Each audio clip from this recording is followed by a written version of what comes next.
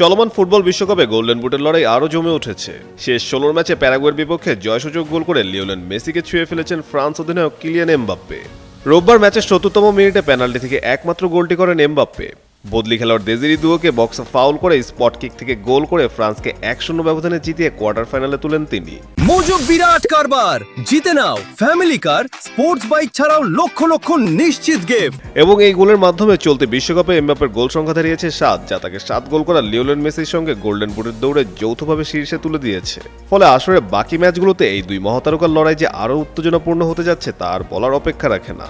প্যারাগুয়ের বিপক্ষে গোলটি ছিল বিশ্বকাপে এমবাপ্পের ১৯তম ম্যাচে ১৯তম গোল, অর্থাৎ এখন পর্যন্ত বিশ্বকাপ ক্যারিয়ারের প্রতি ম্যাচে গড়ে একটি করে গোল করার দুর্দান্ত রেকর্ড গড়েছেন তিনি। মাত্র ২৭ বছর বয়সে বিশ্বকাপের অন্যতম সেরা গোলদাতার তালিকায় নিজের অবস্থান আরও শক্ত করেছেন ফরাসি এই তারকা।